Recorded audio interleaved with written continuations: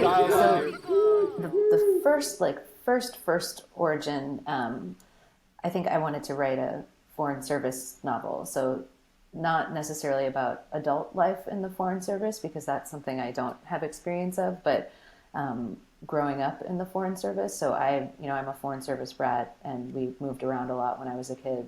We lived in a few different countries, and the older I get and the further I move away from that experience, the more you think about. I think it's normal to sort of evaluate your childhood and adolescence at sort of certain stages as you move further and further away. And so I did want to find a way to write about that, but my sort of earliest paragraphs that I wrote, which were basically someone who is like Bunny, riding in an airplane back and forth from her school to her family's overseas posting. Bunny being the heroine of Yes. Mobility. Bunny Glenn. Yes, Bunny Glenn. So that's where I started, and the tone was was sort of like a nasty satirical tone at first, which was really like not pleasing for me as a writer, like as I was reading it back, or I think for any other potential reader. And I didn't really have a place to go with it necessarily, because part of why I wanted to write about that is because of a sort of like nostalgia for that period of my life and those very specific feelings that I'm very far removed from now. But you can't really think about that type of upbringing without considering its kind of broader context, which is like being an American, like a representative of America, moving around like in service of sort of American service, I guess. So that I think was really taking over, and kind of poisoning is not exactly the right word, but that was very much part of like how I was writing. And I realized I just needed something bigger. And then when I was thinking about the kind of geopolitical currents of the region, when my family was posted to Yerevan, Armenia in 1997, and I was thinking about that region and that time, the oil piece really kept jumping out at me, especially from Azerbaijan, which is the neighboring country of Armenia. And so that's when it turned into then I went in this big rabbit hole and I was like, I want to write the great oil novel. Then I got completely overwhelmed. And it took, I'd say, like a couple of years to sort of figure out how to redirect like sort of all the oil things that I was learning, but put them in that original frame that had compelled me, which is to kind of talk about that experience of living overseas in a very particular context, which is the U.S. Foreign Service. Yeah, that makes like creative sense to me. I've had like some semblance of that experience in the past, where you have this thing that's sort of like the kernel or like the seed of the book, and it's the thing that you want to write about, but it doesn't actually work unless you combine it with other stuff. Yes. Or like fit it inside of a bigger frame. And it must have been thrilling to you as you started to dig around and you started to kind of land on these notions, to realize how your childhood is it in the Caucasus? Is that how you pronounce it? I'm so bad Mm-hmm. at that part of the world. But you were posted, or your family was posted in these places, which I think most people, especially most Americans, don't have a great frame of reference for, which is part of the fun of this novel, is getting to sort of travel around. It's like you're great at writing place, and you're great. Like you get to go to Greece. It's lovely.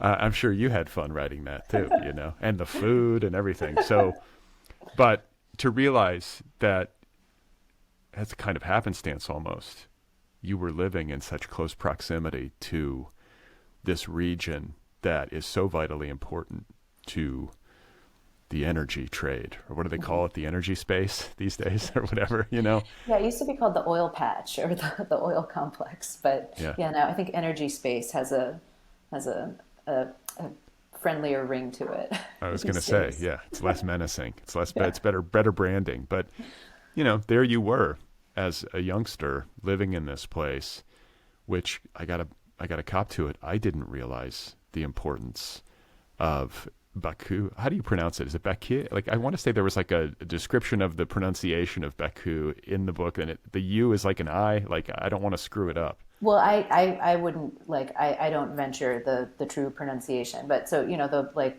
kind of Americanized or anglicized, I guess, pronunciation is Baku, but the way that it's rendered and it's not a U in Azerbaijani, it's like an I without a dot, and which is more of like a sound. But I'm not gonna try and do it. But yeah, so and I should say like we were not posted in Baku, so that was like I was sort of vicariously learning, and it was like a stretch for me at first because it did, as I was learning about the region, I was really compelled by those sort of very same oil narratives because there was a huge journalism boom in the mid 90s. It was the front page of the New York Times Magazine had it was a piece by Jeffrey Goldberg and the title was "Getting Crude in Baku," and there were lots of people doing like documentaries and doing kind of on the ground reporting. There was a feature in Soldier of Fortune magazine that I bought on eBay. So clearly, it was a very compelling sort of place and narrative to a lot of journalists at the time. And so then I had this like later second sort of that same impulse to be like, oh my gosh, there's so much interesting stuff happening. Like this is a storyteller's dream. A sort of like almost like extractive impulse, the same way the oil men are going there. Right. But yeah, it's a fascinating place, and with a really long. I mean, every place is fascinating. Every place has history, but there were just like a lot of very kind of consequential events and people that really kind of cohered in this place in a way that was very interesting to me. So it was really kind of exciting to read about and think about. Well, there's a lot of oil under the Caspian Sea. Yes, there sure is. That's the reason why it's such an Yes. interesting place to so many people, and it has this kind of Wild West, if that's a way to put it, air to it. That was frequently deployed as an analogy in sort of the writing of that time period. I'm totally blanking, but they were like the way that these deals were sort of coming together during that stretch of time when it was sort of anything goes, and you had these people who were getting smaller percentages or smaller cuts that were still enormously lucrative. These Yes. people would become fabulously wealthy relatively quickly. Yes. Just from having like a 2% stake in some oil interest, and suddenly it would just explode. Yes. So there's one of the books that really kind of got me going on this topic is called The Oil and the Glory by a journalist named Steve Levine. I'm not sure if it's Levine or Levine because I've only seen it written, but it's an incredible book, and it is all about those characters. Because in some cases it's like the big players who are coming. So, Chevron and BP especially were sending a lot of people to do all of this like very furious kind of backroom deals, particularly in Kazakhstan and in Azerbaijan.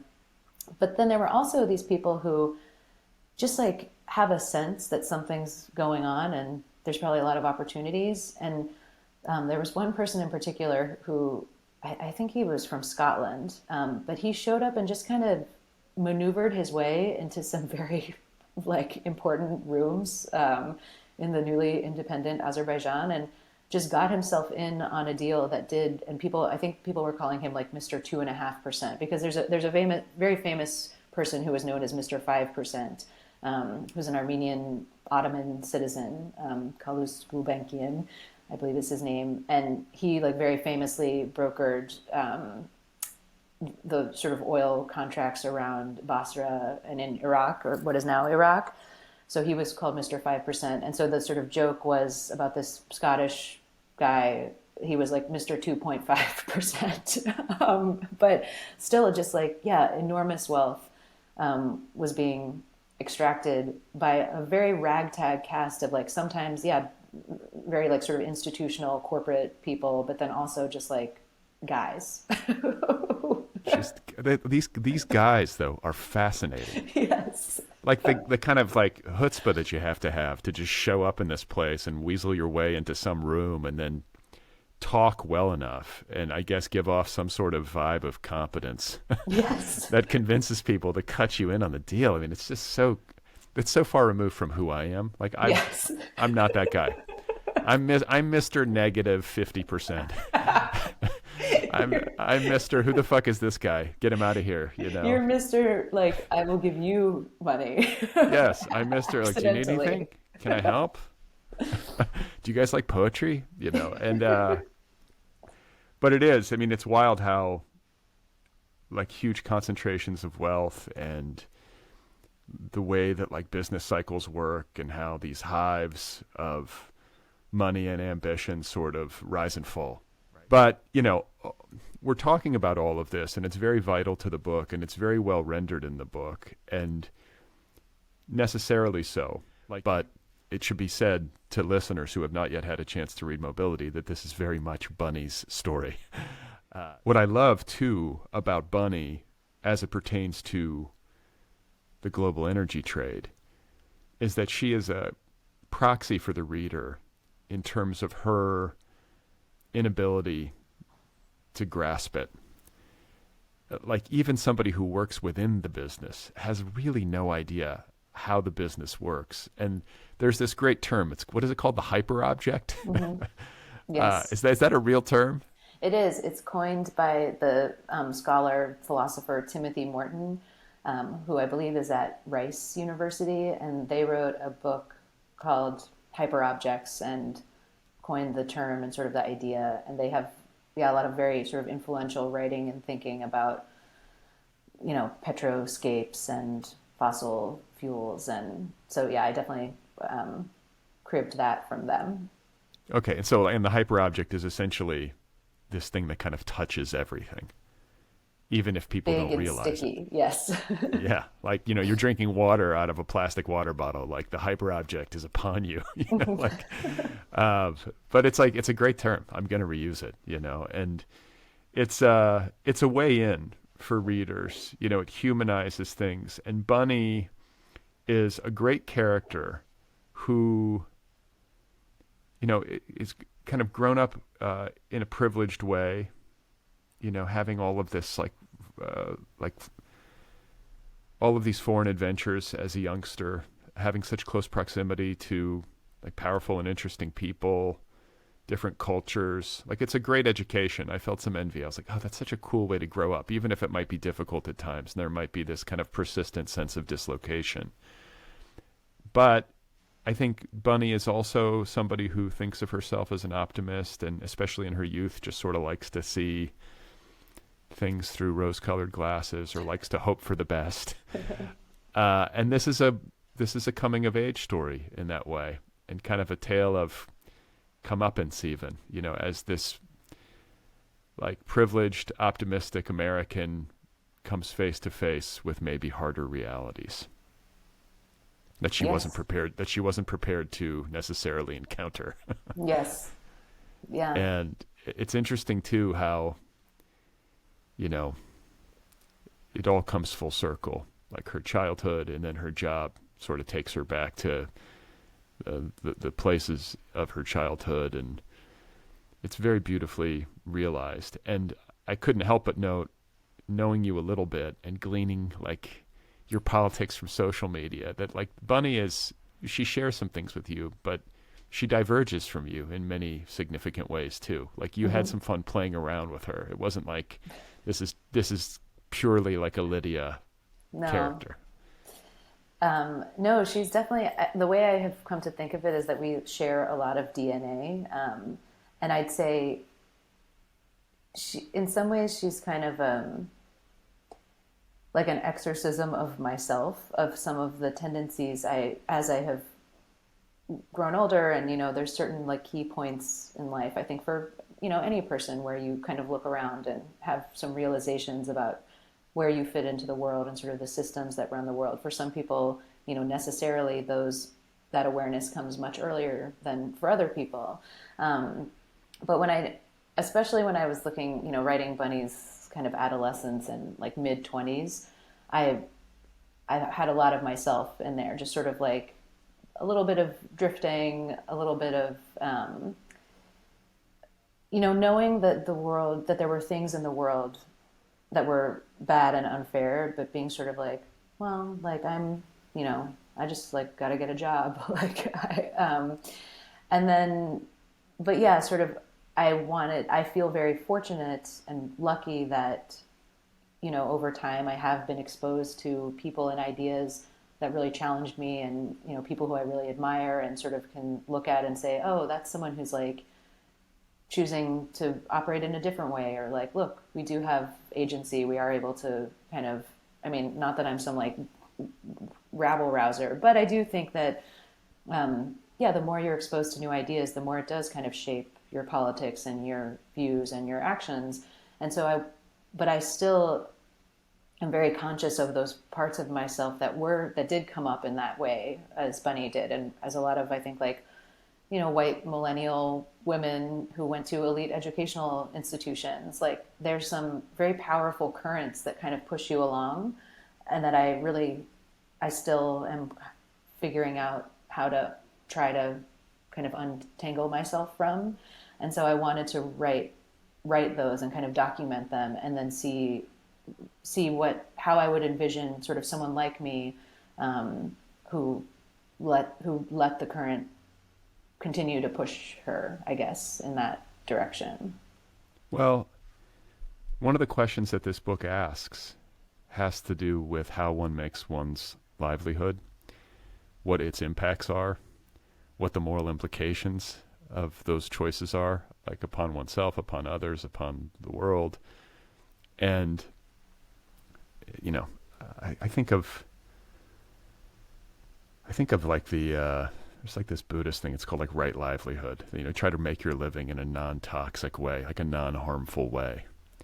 And I think it's a nice idea. It's certainly something to aspire to. But when you're young in particular, or you're in an economic environment like the one that so many millennials were in, when the economy collapsed in 2008, Mm-hmm. and you're getting out of college and there's just nothing, right? Or almost nothing. Sometimes you take what you can get because you're just trying to survive. Most people don't have the time to sit around thinking about the moral implications of how they pay rent. Mm-hmm. They just got to get it done. And yet, I think we need to think about these things. And that's kind of the path that I feel like Bunny is on, is going from not really maybe thinking about these things to thinking about them. And then, not to spoil too much, to being confronted with the consequences of maybe most of us not thinking about these things, and eventually it's going to come to bear on all of us. It already is, Yeah. We're already feeling the consequences of too many people either not caring or not being able to think about the implications of how they earn their bread. Mm-hmm. Yeah, it's true. Yeah, I think I mean, it's really easy. Sometimes I felt, it's really easy for me to be like, well, I'm a freelance writer. Yeah. I'm going to just like look at people's LinkedIn profiles and then like shit on them in fiction, basically. And Right. sometimes I mean, one thing that was tough about the book is especially because I'm talking about, if I'm talking about a workplace that I'm familiar with. So, when Bunny's in her mid-20s, she is in that sort of recession period, like desperate, looking for a job, being like, I have an English degree and I don't know how to do anything. And, she ends up working as a temp admin assistant, like proofreader in an engineering company. And it's one that doesn't do oil and gas, but, that's sort of becomes Renewables. Well, no, the first one is just like dams, dams, like nuclear power. I mean, it shows you like how arbitrary some of the divisions are, but it also very decidedly like was not oil and gas. And she's just working there. She's a temp. She's like reading these reports. She has no idea what they say. So that I had that workplace, and I was a temp at a engineering company in suburban Pennsylvania in the year 2009. So that's like very direct experience. But then as I have her move into an oil and gas company, but yeah, on the renewable side, but it's still 100% an oil company. I don't have that experience, and I felt a lot of like anxiety about that.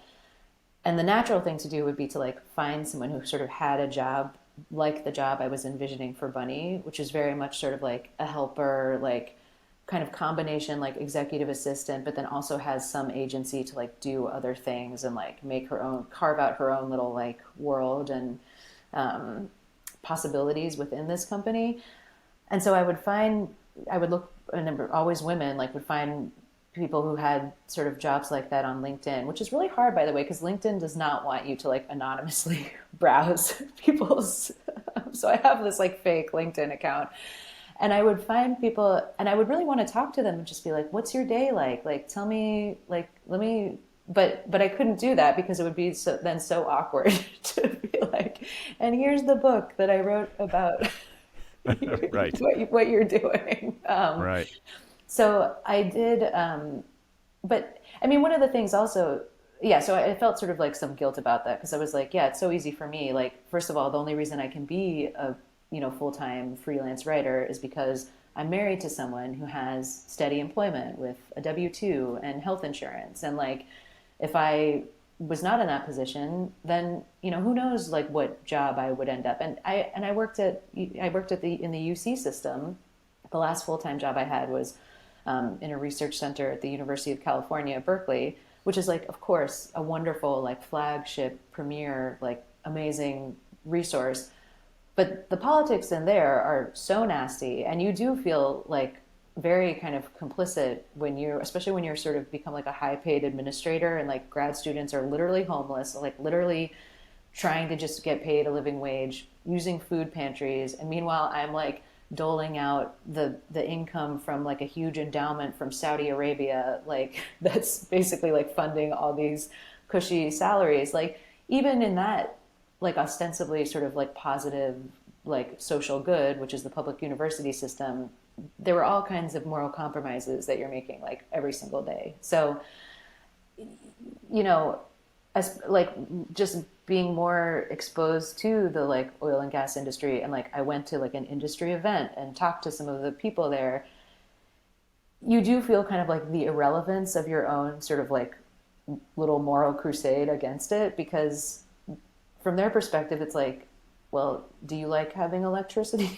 Like it's so easy to just be like, we're doing work that literally like powers the economy, and in one sense like they're totally right, but yeah, from my little cave, I get to be like, but also it's bad. Right. Well, I mean, these are the questions, right? And it's like, well, you could take like a really hardline idealistic stance and say these people should disentangle themselves from this industry and leave it behind and go on to do something different. But the human reality of the situation is that we need power. Right now, at least, we need oil and gas still. And if they didn't do the job, if let's say you, or let's just say Bunny, leaves her job, it'll just be filled by somebody else.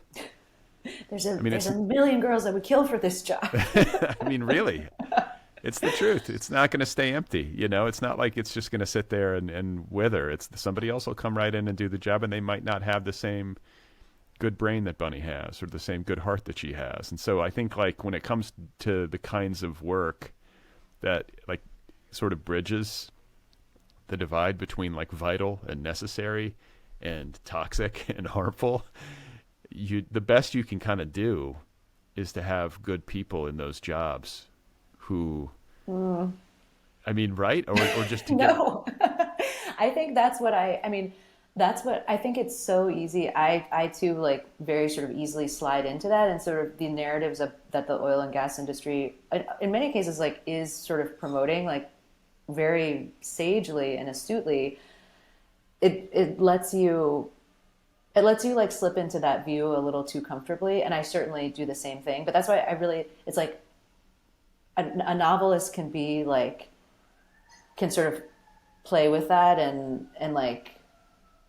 and move around in like the sort of squishy kind of complexity of it. But I'm like, I really admire the thinkers, and activists and journalists who are like, no, it actually, the system has to be like 100% dismantled. And some writers I think are very good at sort of showing the possibilities of that. I've got an ambulance going by, so sorry if the sound is No, it's okay. It felt kind of like The urgency. there's something something about the urgency of what you're talking about is served by that Yes. siren. So But someone like Naomi Klein, her books I think are really great at being like, this is what they want you to think, is that it's sort of like impossible to overturn these systems, but that's not true. It is possible.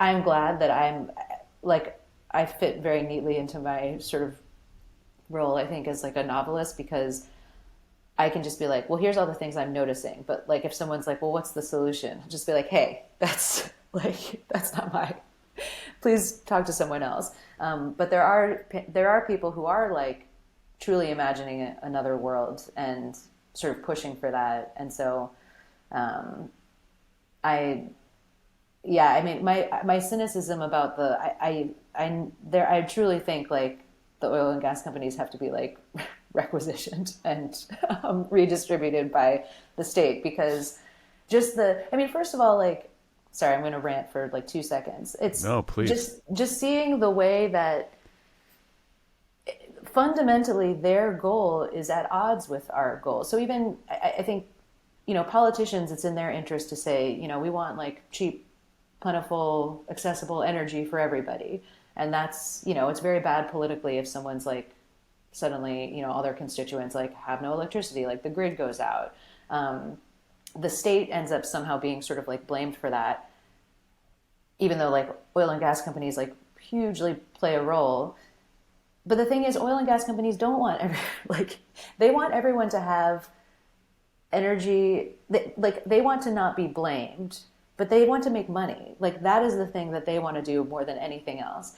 And their desire to make money precludes them working in the public interest in any way.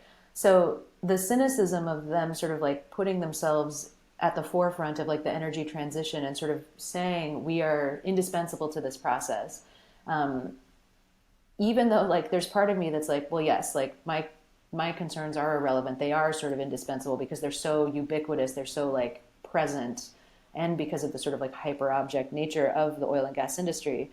But at the same time, like, they engineered their position as such, and a lot of that has to do with kind of narrative and storytelling. And so if it can be made that way, it can be unmade also. And I sort of like reject. I think we have to reject the idea that they need to remain like fundamental to this, because ultimately they have just proven again and again they are not acting in the public interest. But yes, I mean, it is really hard because, yeah, the more you sort of think of it's easy to get overwhelmed and be like, well, they're so part of how everything is. But, there are people who are thinking about like, well, how do we make it so they're not part of how everything is? I hear you. And I think like when you talk about like the hyper object nature of like the energy space, and you talk about like as a comparison, the hyper object nature of healthcare, just things that touch everybody, and which everybody, we all need energy. We all need healthcare. These are the kinds of things that I think should maybe be divorced from profit motive, or like really explicit, serious, hardcore profit motive, because that's when things get really ugly and inhumane. They're fundamentally incompatible, and we live in that dissonance like every day, and it creates just such like perversions. And so no wonder everyone is like, oh my God, like, it feels bad. Well, it's you do a great job too in the novel of sort of giving the reader a kind of prismatic perspective on this stuff. I think Sophie, who is the girlfriend of Bunny's brother, John. Do I have this right? Yeah. Yeah. So I like Sophie. Sophie's kind of this like hot, Sophie. Cool Swedish journalist. Yes. Smart as a whip. I'm just like, oh, let's hang, and she, but she's like, yeah, I think this stuff should be I think these oil companies should be nationalized. And that's my preference. And then I think at another turn in the novel, there is Charlie, who is this older journalist also, kind of a cynic and a great character, And he's like, look, even if you nationalize the big oil companies, these private energy companies are still going to be pumping oil in the dark. And you're sort of like, oh, shit, like how do we get out of this? But it's complicated is the point. And I think that's kind of where I was headed when I was talking about good good people in bad jobs. Mm-hmm. Even if the true answer is we need to dismantle, the reality is that it's not going to happen overnight. Yeah, And for sure. the only way that it probably happens is if you have people in those jobs who end up agreeing, at least in part, that it must happen. Like, Mm-hmm. we need to work towards some kind of consensus. Or maybe I'm wrong, and like the state can just enforce the law and pass laws and people just have to deal with it. But it's like when you think about like nationalizing healthcare, like that's what I would love to see: universal single payer healthcare. That seems to Mm-hmm. me the most sensible and humane and cost effective position. It seems to be borne out by the facts. Like, it seems like you get better outcomes, it's cheaper. Like, what's not to love? Mm-hmm. And yet, I think also, like, there are lots of people who work in the current system whose lives would be upended by the change and what happens to them. And like, I don't have zero sympathy for them, Yeah. because I don't think they're all evil people. I just think Mm-hmm. like, we have to ultimately do what's best for the most of us. And these kinds of big ticket changes are very difficult to enact, at least here in America. It seems like we have big challenges when it comes to making these kinds of moves. Yes. I mean, just watching how we do anything with incredible mess and rancor and Waste. yeah, waste, but change is possible, and it has happened. I mean, it's funny, like, I felt sort of guilty while writing the book because I think it is a reflection of like sort of the cynicism and like some of just the despair that I have felt in the last 5 years that I've been writing it, and sort of seeing it's like a Trump era book, even if Trump is like not really mentioned that much in it, and it's also a pandemic era book, and just seeing how like contentious and awful it was to try and just like make decisions about public health and the public good, and how all of those involved like so much kicking and screaming and fighting, and even fighting among people who like ostensibly agree about that like COVID is bad and dangerous. I think, yeah, the book is really inflected by that. And so sometimes especially, there's like all these great thinkers, like someone like Rebecca Solnit is really out there being like, we can't afford like climate doom. We've got to like promulgate like hope and opportunity and like face it head on, and not just like give up. And I really see that. And then, so when I'm thinking about the novel, I'm kind of like, the novel's not making that much space for that. There is like the character of Sophie, she's like someone who really is thinking differently. But the way I kind of reconciled myself to that is just like, the novel doesn't have to be like a prophecy. And I think the novel is a reflection of the very sort of real challenges, like both logistically and like ideologically, that we're dealing with, because like inertia is just like built in and encouraged by our system. So I was just like, my book is not like revolutionary in any sense, and it isn't like writing a better future into the page, but it is like a document of what things are like right now if we don't figure something out. Yeah. And yeah, I'm kind of, as I put it, I'm like, it's I had doom in the sheets, but action in the streets. That's Yeah. Right. Well, I mean, and the other thing too is that it's going to be nice to have. I mean, I imagine you have to feel good about having written this novel so that your children, potential future grandchildren, will read it and at least be like, Grandma knew what time it was. She was at least paying attention, right? maybe, or they'll be like, Grandma, why, like, why didn't you do something more? But I don't know. Who knows? No, but I think I don't think so. I think that what you've done here, because this stuff is so difficult to confront and because it's so complex, a book like this humanizes it, makes it real, dimensional, accessible in ways that like a documentary even can't, or like a Frontline expose, as good as Frontline is. You know what I'm saying? Like, Yeah. I think sometimes people need a fictionalization of it in order to really get it. So I think this is a very significant contribution. And, along these same lines of what we're talking about when it comes to these hyper objects. I'm going to keep using that. That's the word of the day. To pay small homage to the late Paul Rubens. Didn't the word of the day, wasn't that a thing on Pee-wee's Playhouse? I think so. Everybody screamed. So. Okay. Well, anyway, the hyper object nature of the things that we're talking about makes me feel saddened and frustrated by the way in which these issues are so political in our country and in our culture and in our time when they really should not be. Why do we have so many things that really aren't political issues at all? Like, I don't care what your politics are. Like, the oceans are boiling. Why is this an argument over politics or healthcare? Like, Yeah. we're all going to get sick. We're all going to die. Like, can't we have an adult conversation about what to do about this? And yet, you know, I here mean, we are. literally yesterday, I was riding in a car on the way to the airport. You know, it's 6 a.m, and it was the driver was like, asked me where I was going, and I said, "Oh, I'm going on a work trip." And then eventually he's like, "What kind of work do you do?" I told him I wrote a book. He asked about the book. I said, "It's sort of about the oil and gas industry," and then he was like, "Well, he said, I'm all about being a good steward of the earth. Like, that's important. But, so many scientists don't agree. It's like there's thousands of scientists on one side, and then there's thousands of scientists on the other." And I had to take a deep breath, and I was like, okay. Because I know from like trying to organize for universal preschool that when you talk to someone who says something that you're like, oh my fucking God, that's not true. You can't do that. You have to be like, oh, like, tell me more. Like, let me ask questions.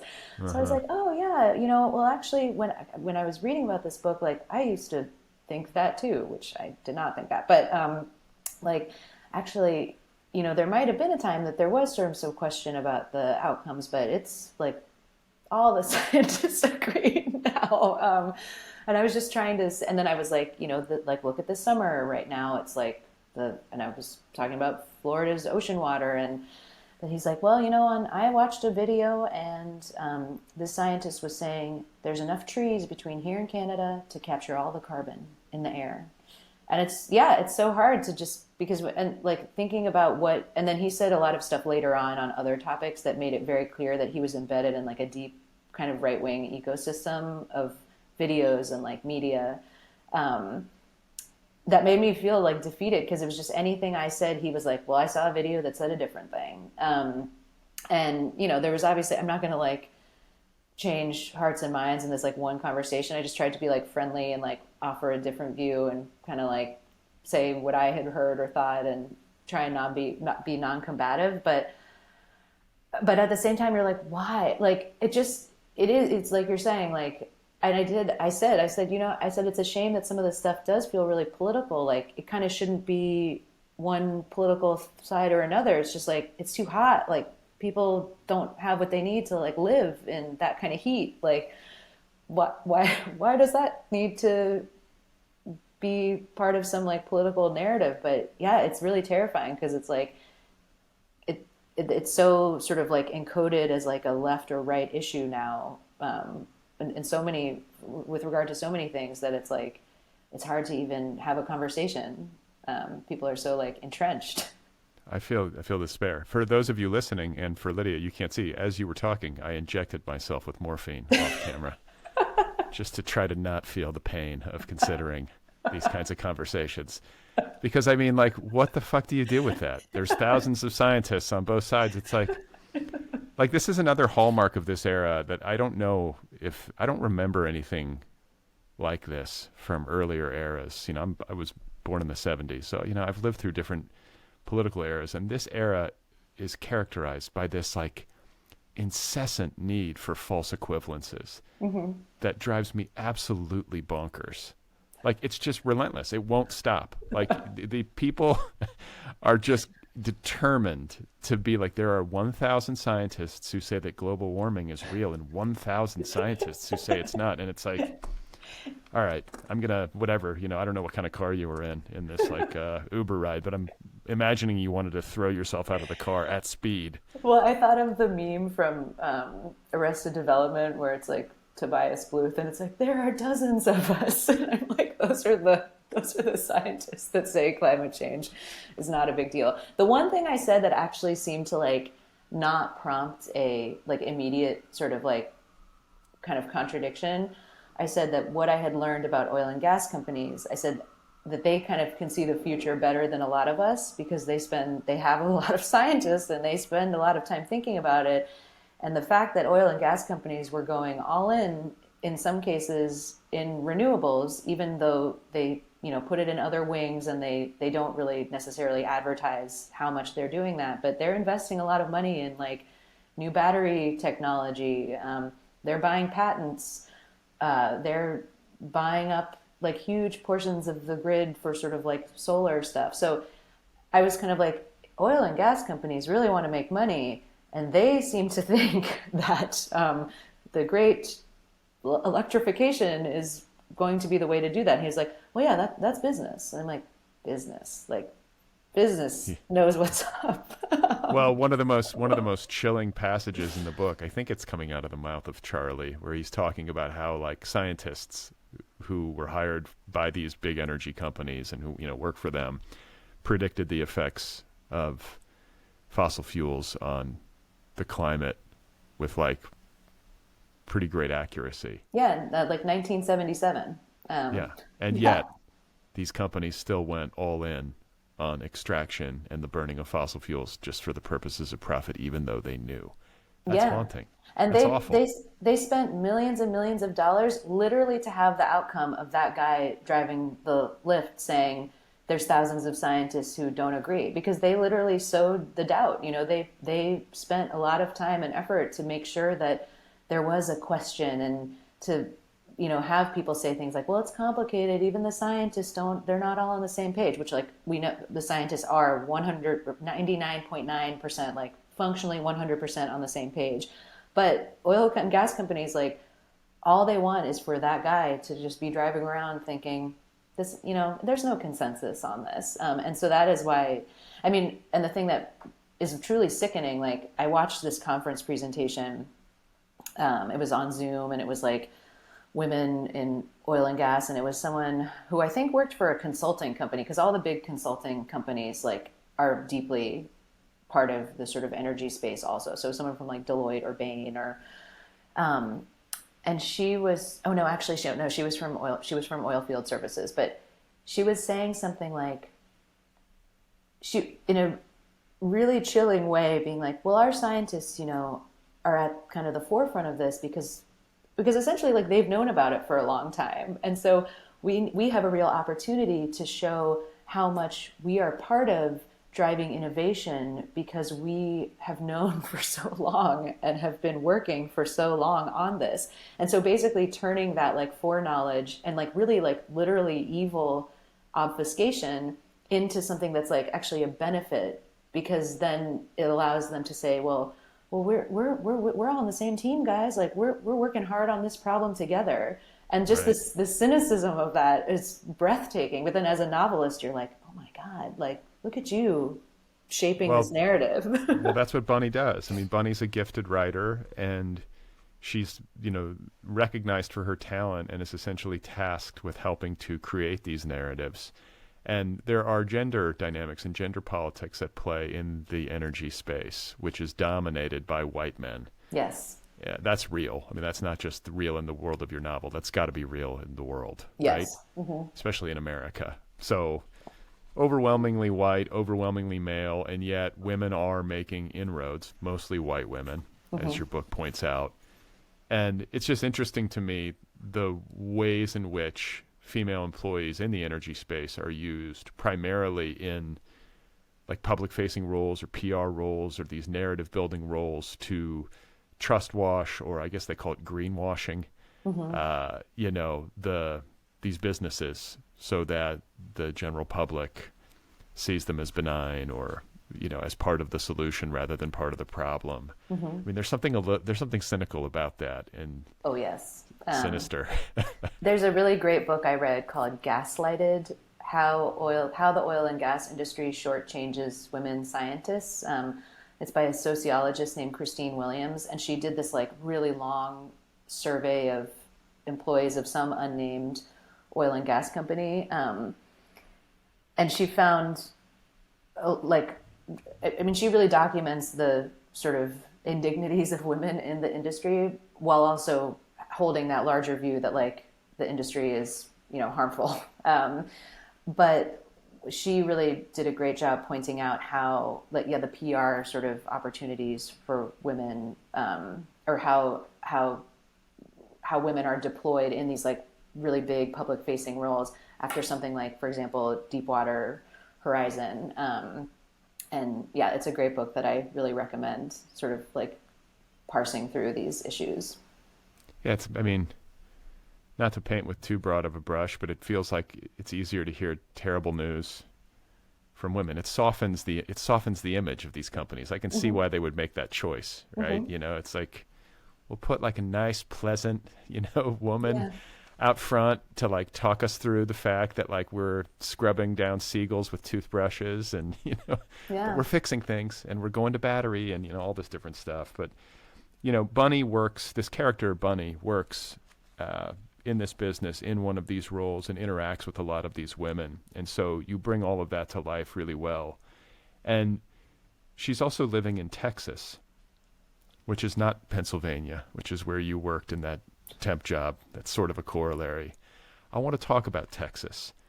I see that choice. I think it's a great choice, but I see that through the lens of like the fiction writer. You're like, if I'm doing this, I'm going to Texas. Because Texas really is emblematic of the American oil, you know, the American energy space. I mean, that's ground zero for it all, right? No state is more identified with oil in the United States than Texas. Yes. And I'm wondering if you like what your experience there was. It's written very well. Houston, like, did you go down and do like field research? Have you spent time there? Do you have family there, or was this just all something that you were able to conjure through like YouTube videos? Well, thank you. I mean, that was one of my fears, is that like Texans would be like, "How dare you?" Because my dad's family is from Houston, for I guess generations, but my dad was born there, but then he grew up in California and his parents moved. So I grew up like hearing about Houston, knowing that there was like kind of a family connection there, but went there maybe once in my life, once or twice. And so, yeah, did not have like deep knowledge in any way. So at first, you know, when I was writing, I was YouTubing and like red finning and reading a lot of like local journalism. Wait, is red finning a verb? That is a verb. It is now. I mean, because I told you I'm like so literal minded, and if I haven't been somewhere, I'm just like, well, how can I talk about it? Like, I need to see it, and especially describing like homes, it really mattered to me like what kind of like exurban versus urban versus like suburban feel, and like what the houses look like. So I would go on Redfin and be like, house built after this year, but before this year, like try to make it sort of line up with what I had in my mind. But then, you know, so I was writing that way. Then after I sold the book, I went to Houston and I went to Beaumont and Port Arthur. You know, I didn't spend a long time. I just did a lot of driving around, which was actually one of my favorite parts of writing this book, was just driving around that part of Texas in the spring, which is a really nice time climate-wise to be there, and spent some time in Houston, went to like an energy event, went to the Petroleum Club of Houston and looked at the like Aramco room. And I mean, it was amazing. I love the city of Houston. But yeah, one of the things that's so interesting about that place is like, yeah, just how present and visible oil and gas are. I mean, the infrastructure is just everywhere. You drive through Texas City, you know, outside of Houston, kind of on the way to Galveston, and it's just like, I mean, it's a city of just oil and gas infrastructure. It's like these big metal spires. I mean, it's sort of like awe-inspiring in some ways, but also just really like devastating. Like right across from the Motiva refinery in Port Arthur, there's a playground, and you know, Port Arthur has very high cancer rates, and you know, the human cost is like is really visible also in like the built environment, in a pretty remarkable way there. But then also just like so many people there are employed in oil and gas. It's just such a part of life. And so again, it's one of those things where it's like, you live somewhere that's removed from that, either, both physically and sort of like maybe professionally. You can kind of be like, well, yeah, oil and gas, like God. But then you go to a place where it is so like embedded in kind of the economic life of a of a community. And yeah, it's like, I don't know, it seems like feels important to kind of see. Yeah, but And that did was you? my recon. Okay, but did you travel overseas as well to some of these places to see them before you wrote? I went to Azerbaijan after I had written the draft, but before I did the revision process.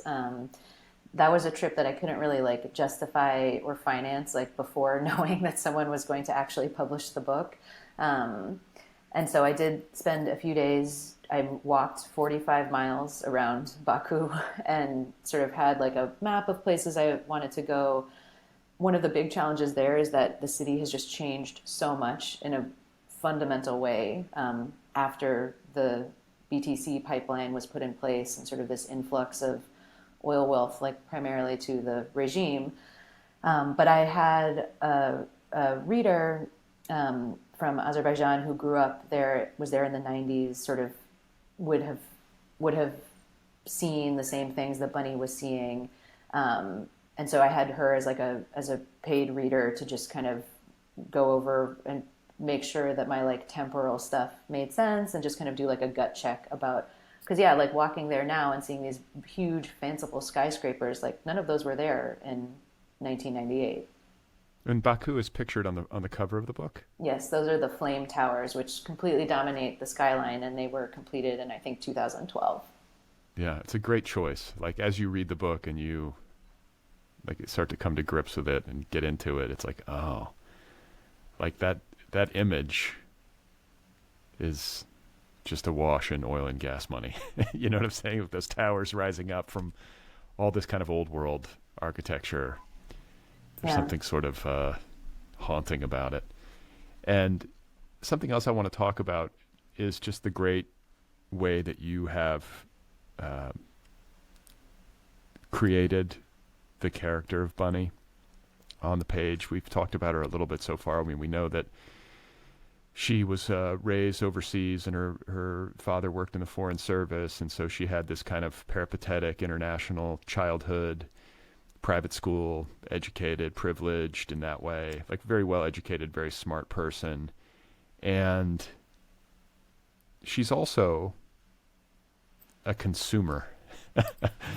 I feel like that was an explicit choice and one that resonates with like the deeper themes of the book.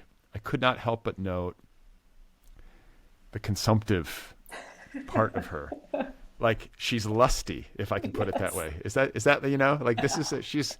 I was going to Yes. say slutty, but I don't want to sound gross. I will put it in air quotes, and I think like in a way that's charming and very human, and I don't know. She's very likable. She likes. I mean, and I know some people don't like her. I'm sure some people won't. I found her likable and human. I think she's a great heroine, and she likes to have a cigarette. She's constantly tracking food Hmm. in a way that I find recognizable. That's kind of how I am. Like I'm like especially as I get into middle age, I'm like, okay, what's this going to do to me? But I have some of that, and then she's very aware of brand names. Like you're constantly in a way that like how do I feel? Like I start to get anxious a little bit. It's like, oh my God, like the name of this dress, these shoes. She's noticing like, oh, those are Jimmy Choo's. And Hmm. I'm just like, oh Jesus, like how to walk through life and see all this stuff. Like that would be exhausting to me. And yet it's very normal for people to do that, to kind of track what other people are wearing, to track the calorie counts of food. Right? Like Yeah. these are explicit choices, and I think they have to do with these larger themes of consumption that dominate this book. Yeah, I mean, I think both consumption, but then also, Bunny is my sort of sympathies for Bunny are rooted in the fact that she's like very kind of caught up in and part of the sort of the femininity trap, and a certain kind of socialization that is like absolutely rooted in sort of like white patriarchal beauty standards and expectations for women and norms. And I mean, part of that, that's definitely sort of rooted in, so I have like kind of an anger about that I'm working out by showing Bunny as someone who's just like uncomplicatedly part of that, even though sometimes she sort of, you can tell she wishes she didn't care so much about this, but it's just very much part of her, the way she moves through the world and thinks about herself. And a lot of that, you know, when she's very early in the book, when she's 15, like she's like reading all these magazines. And I was so, like when I was 15, I read all the magazines and I like dog-eared and I had lists of like clothes that I wanted and I schemed to find ways to like get clothes and I knew all the bags. And I mean, part of that is like, I think some kinds of teenage girls in whatever environment they are in, they're going to have whatever their sort of version of that is. You know, the styles might be different, but the want is there, sort of like the want to have things that other people have, the want to fit in, the want to look a certain way that is like valued in your sort of community. And because I went to boarding school, which was paid for by the federal government, it's not a school that I would have gone to otherwise. That wasn't like, you know, it's like my parents would not have been like, yes, you should go to a boarding school. And yeah, I mean, it was sort of like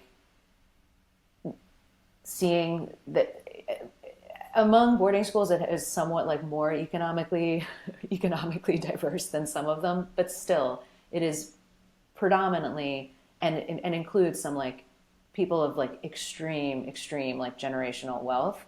And just, yeah, I remember sort of seeing these kinds of bags that like I had never seen before, or like suddenly seeing this kind of look, that now it was like, oh, well, I need to figure out how to like look like that too. Meanwhile, you're reading these like teen magazines that are like how to lose 10 pounds in 10 days, or like drive him wild by like removing all the hair from your body. And I mean, and just like straightforwardly, like incredibly misogynistic, public discourse about women and women's bodies. And, you know, Monica Lewinsky, people were being like, she's fat, you know. That's so formative, and it takes so long to like really break out of that. I still am not out of it. You know, I like sometimes have 2 glasses of wine and like buy shoes on Instagram because I'm like, these will make me happy and be useful. Just fill the God hole. Just Yes. like, yes, stuff. Stuff. So Yeah. that is the way that I still am like very allied with Bunny, even though sometimes I'm working really hard to not see my own body in the same way I once did. But that consciousness is still there. So when I see a photo of myself, like I'm raising daughters, so I'm like, I am working so hard to be like, look at me, like I look great, I love myself, like it doesn't matter. But like I still have that voice in my head that's like, your arm looks fat. Your arm looks fat in that photo. Like I have that too. yes, it's not only women. It's no. Everybody is sort of like in this can be put in this like box, for sure. It's really hard to not be in it. Yeah. I mean, you know, and like some part of me, like I can get really brutal. I'm just like, yeah, you just look horrible. You're getting old. But Brett, Deal with it. But look, you're so handsome. You know, you don't. I'm hiding. You know, you put this microphone here because I'm hiding. I feel like my jowls are coming in. I'm like, I got to hide behind this microphone. I'm not even kidding. I know. I could just be like. Intermittent fasting. I mean, like this stuff. But I think, like, you know, I also, in a way, like disciplined. I think it's okay to be disciplined about wanting to be healthy. You know, there's ways for it to yo-yo back in the other direction where it's like, I'm so self-accepting that, like, you know, I don't care. And that's not the answer either. So no, I don't know what it is. I'm like, I'm reading this book called Fat Talk by Virginia Soulsmith. It's a great book. I'm just happy that there's people out there that I can look to and just be like, it doesn't have to be like this. 'Cause it is so, I mean, just the toxicity of the like body image stuff, among like teen girls of my era was right. just, it's different. It's way different so for bad. women. It's way different. Even though men feel it, I just had I have 2 sisters, so I just had a conversation with both of them about this not too long ago. We will sometimes do like a full like three-way call where like we're all on the phone. Oh, So I'm outnumbered. that's so nice. And they're just like, you don't understand, like I'm like, okay. I've learned to just like listen at that point. But they're right, it's different for women. The pressures are way more intense, And maybe that's why I picked up on some of it. Like growing up with like Deal a Meal. I'm a little, I'm older than you are, but Richard Simmons' Deal a Meal was in my house as a kid. The Thigh Master. We had a Thigh Master. I think I've even used a Thigh Master, if I'm being honest. So, and by the way, right now, I'll confess to something. This shit is all over Instagram and it drives me up the wall. And I keep getting advertised. It's like they can read your mind. Do you know what I'm saying? Like, I don't know how they know this about me, but they're advertising to me this thing that you put in your mouth that you chew on that like strengthens your jaw and improves your jawline. Oh no. It's like a giant ball. I mean, no. Yeah. And guess what? I've come close. I've lingered on those videos. I'm like, maybe I need this. Yeah. No, don't do it. I'm trying to stay strong, but it's hard. That's they come at you with incredible. I do not get creams. served that. I do not. That must be like a man one, like a cis man, like, because you want to have like the Cro-Magnon jaw. You want to have it like, and then like you get into the website and they have these pictures of these before and afters. They have to be doctored. But these dudes actually have like bulging jaw muscles, like they're actually ripped in the jaw. It's so fucked up. It's and like Joe Rogan is into it. So like you can just imagine. Yeah. Whole cultures, thousands of men all over America chewing on a ball in their, basement or whatever, trying to get a. Soon the deaths will be starting from. Yeah, exactly. This thing you can choke, the choking hazard. Yeah.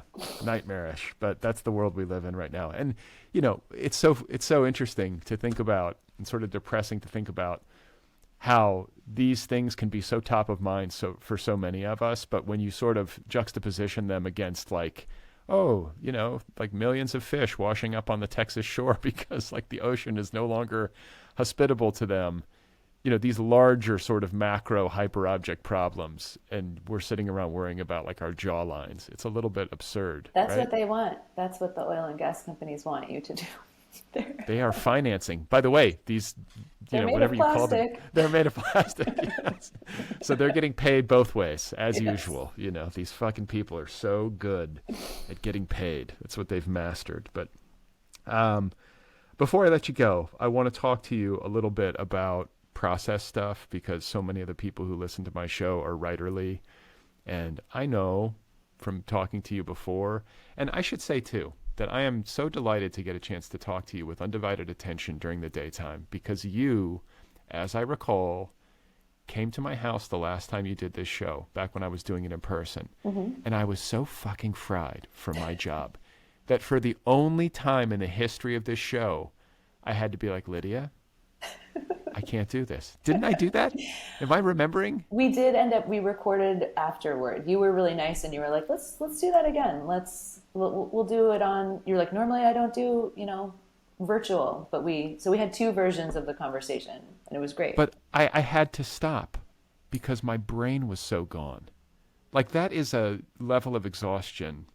Like, you know what I'm saying? Because you could power through anything, especially somebody's in your house, you're on tour. Like, I literally remember sitting there and like I couldn't process what you were saying because I was so fried, which feels somehow thematically related to the concerns of your book. But I know from that conversation and just from, social media stuff that you're a mom. This is sort of also related to your first book, The Golden State, like where you're writing about motherhood.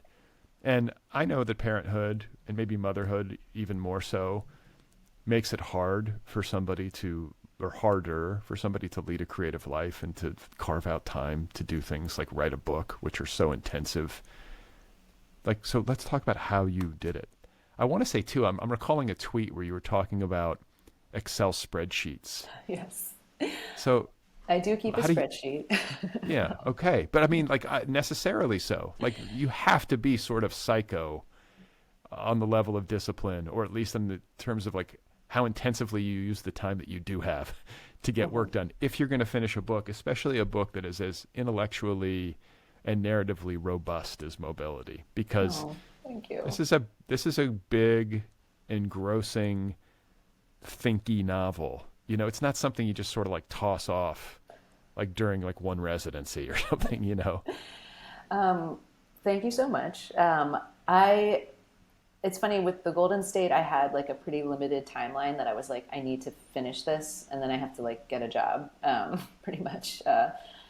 And so I did try to write every day. I didn't necessarily write every day, but I tried to. And I had a part-time job that almost paid for childcare, and I had only one kid at that time. So I had the sort of like, I said, I'm going to pay for, the full day of childcare, even though I'm only getting paid for like half the day. And I had to really like wrestle with that because there's a lot of built-in stuff like, well, if you're not getting paid, why do you need childcare? Like, what are you doing? Now I'm over that. I don't care. I'm like, that's my business. Fuck you. Yeah. Yeah. But then when I was starting to write this book, I now had a second kid. We moved to Portland because we couldn't afford to live where we lived and have two kids and have me, not get paid all the time.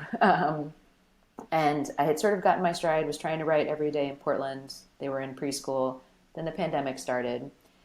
And then I just didn't write for like months. And then I realized that I was never going to, if I waited till like I felt like it, while in this sort of like kids home 700 hours a day, online kindergarten, no rest, like no breaks, like I was never going to just open the document and work on it again.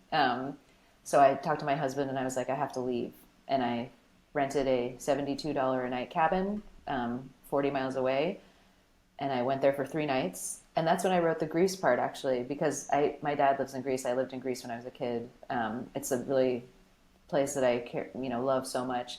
And it was like, I hadn't written in so long. I was so miserable from just like the months of like really intense like COVID life. And I just was like, Bunny's going to Greece. Bunny's Good gonna for have, Bunny. Bunny's having a vacation. And that's when, that part got written. And then I waited 7 more months without opening the document. And then I went again to another cabin.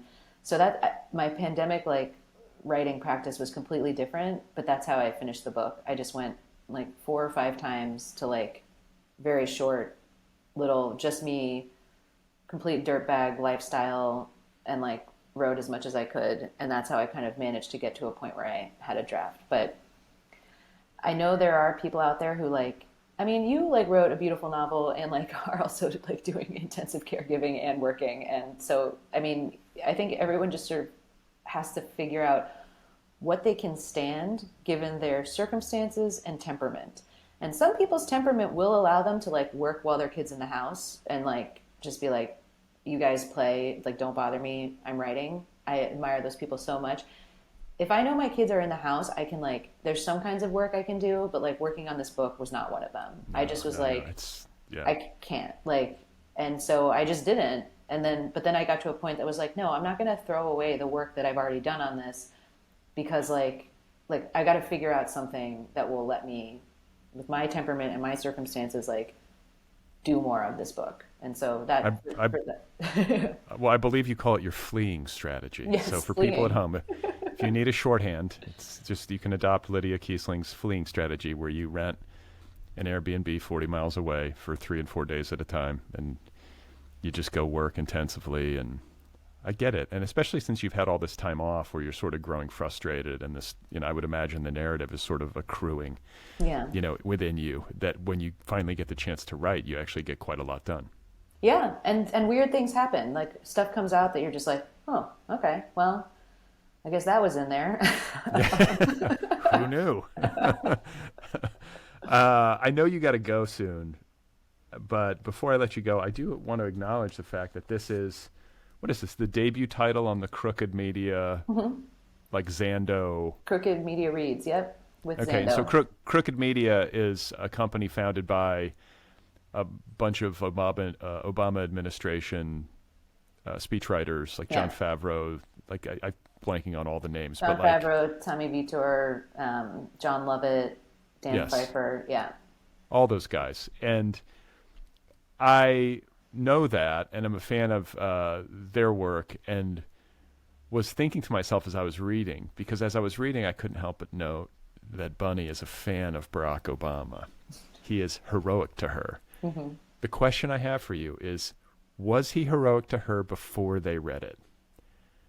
Oh, yes. I mean, yeah. No, because I mean, I couldn't help but wonder, like, if for some reason, because her politics are a little bit complicated and a little bit opaque. Like, I don't even know she knows what they are. You know No, what I'm saying? Bunny is not some. They're embryonic, I would say. Yeah, but so the point is that she could have easily been like lukewarm on Obama, or like, you know what I'm saying? Like, she's not like a diehard. So the fact that she was like, Obama is heroic to me, that probably helped the cause as these guys were reading it, right? I mean, if you would have been like, yeah, Obama, yeah, he's kind of milquetoast. No, but then at the end, you know, she meets someone. I mean, she hears from a couple different sources, like, well, this is what Obama did. You know, these are like things that happened under the Obama administration. So, yeah, I mean, it's very meta because like Bunny is really drawn to like groups of men and like wants their approval, and I'm like, I am now being published by like in some ways like a group of men, and right. I, you know, seek their approval for this book. But I mean, I did have that like, my intention was that the book would like be a critique of that sort of just like very basic, like very common sort of liberal, like, oh my God, this is so great, you know, which I like felt at that time. Yeah.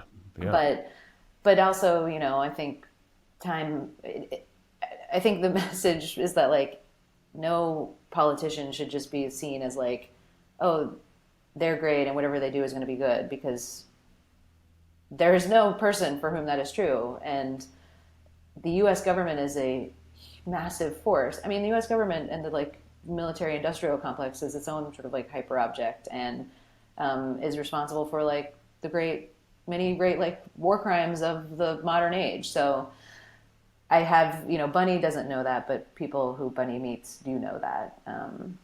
And yeah, it gets very meta when I just think about the whole like sort of publishing structure. But I'm just, you know, I'm glad to be published. And like Emily Bell is my editor. She was my editor for the Golden State.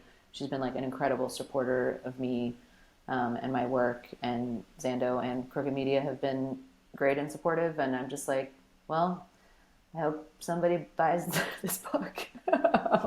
Thank you for helping me do that, Brad. Well, just so you know, this podcast also a hyper object, though most people don't realize it. Its tentacles wrap around the globe, influence things that even I can't possibly imagine. But I think you landed in a great spot.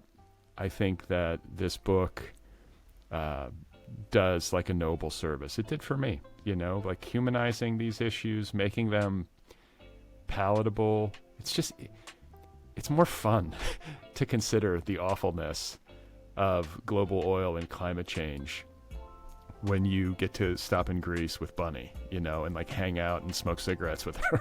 Like, it's just a way in, you know, and it's maybe a way to go more deeply into these things than to read an article in the New York Times. Not that the New York Times article is without merit, but you know what I'm getting at. We need all the things. Yeah. We need all the things. All the things. This is a very deep dive in so many ways, and also totally entertaining and engrossing.